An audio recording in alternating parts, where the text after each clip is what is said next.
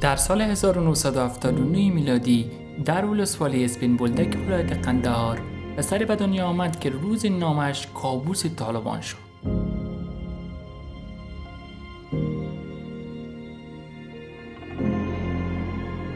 جنرال عبدالرازق زموږ دشمن دی او موږ باید په دې توقع نسو چې پاکستان به زموږ سره په آرامه کښېني. هر څومره فشارونه سیم د پاکستان لپاره کومه پالیسي چې دنیاوالو اوس غوره کړې ده هغه باید چې حقیقت په رښتیا دغه صحیح کړي او دغه بڼه ورکړي چې څه وي. خانواده‌اش از طایفه اچکزئی و زیر شاخه آدوزئی بودند. کودکی او در خانواده ساده و پرجمعیت سپری شد، اما زندگی زود آغاز سخت داشت. از همان سنین پایین جسارت و عدالت طلبی در وجودش موج می‌زد. وقتی دیگر بچه‌ها مورد ظلم قرار می‌گرفت، او اولین کسی بود که به پیش می‌رفت و از مظلوم دفاع می‌کرد. همسایگان و همصنفی‌هایش او را به خاطر شجاعت و مهربانیش دوست داشتند. اما هیچ کس نمی‌دانست که روزی این پسر ساده و قهرمانی امنیت افغانستان تبدیل خواهد شد.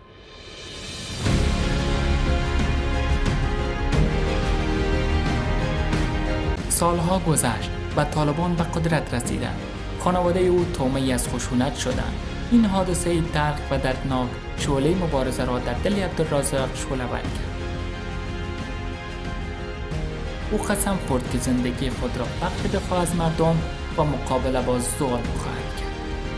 پس از سقوط طالبان در سال 2001 عبدالرازق به افغانستان بازگشت و به نیروهای ضد طالبان پیوست، جایی که مهارت، شجاعت و تدبیر او به سرعت بر همگان آشکار شد. در سال 2008 عبدالرازق فرمانده پلیس سرحدی ولسوالی اسپین بولدک شد و در سال 2011 به درجه بریگ جنرالی ارتقا یافت و در همان سال فرمانده پلیس ولایت قندهار شد. در این نقش او به عنوان یک ستون امنیتی در جنوب افغانستان شناخته شد. جنرال رازق با اقدامات قاطعانه‌اش علیه طالبان، قاچاقچیان مواد مخدر و گروه‌های مسلح امنیتی نسبی را برقرار کرد، اما همزمان با گزارش‌هایی از اعمال قدرت افراطی و شکنجه همراه بود که تا امروز بحث برانگیز است. به یاد دارم که شما یک وقت به نیروهای زیر امرتان دستور داده بودین که مخالفان مسلح و کسایی که در برابر دولت می جنگن هراس افغانا را زنده به نزد شما نیارن. هنوز او دستور شما پابرجاست؟ هغه قاتل چې زموږ خلک وژني د پاکستان د پنجاب یا د ورسیانو مزدوري او دی زموږ خلک وژني د هغه رام کولم د خپل وطن سره یو جپار. هر ماموریت او داستانی از شجاعت و خطر بود. جنرال رازق نه تنها عملیات‌های پیچیده را هدایت می‌کرد، بلکه جان صدها غیر نظامی را نجات داد و دشمنانش را در منطقه می‌ترساند. او با اقتدار و تدبیر محبوبیت گسترده‌ای در میان مردم قندهار پیدا کرد و مردم او را نه فقط یک فرمانده بلکه نمادی از امید و استادگی می‌دانستند. اما محبوبیت همیشه دشمنانی هم به دنبال دارد. تهدیدها افزایش یافت، حمله ها و سوءقصدها به جان او همواره وجود داشت، اما رازق هر بار با مهارت و شجاعت از خطر جان سالم به در می بود و ماموریت‌هایش را ادامه می‌داد. در کنار فعالیت‌های نظامی، رازق انسان مهربان و خانواده دوست بود. او همواره نگران فقرا و آسیب پذیران هم بود و مردم عادی کمک میکرد. همین وجه انسانی محبوبیت او را دوچندان کرد و باعث شد خاطرهش در قلب مردم باقی بماند.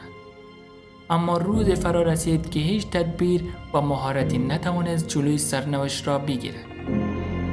در تاریخ 18 اکتبر 2018 جنرال رازق در داخل مقر والی قندهار در جلسه با ژنرال اسکات میلر فرمانده نیروهای ناتو هدف حمله انتحاری قرار گرفت و جان خود را از دست داد. در این حمله رئیس اداره امنیت ملی قندهار و 2 افسر آمریکایی نیز زخمی شدند. طالبان مسئولیت حمله را بر عهده گرفت و آن را اقدامی در جهت تضعیف دشمنان خود دانست.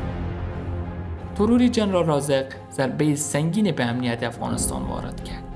او نه تنها یک فرمانده نظامی بلکه نمادی از مقاومت و ایستادگی در برابر تروریسم و فساد. مردم قندهار و افغانستان در سوگ او نشستند.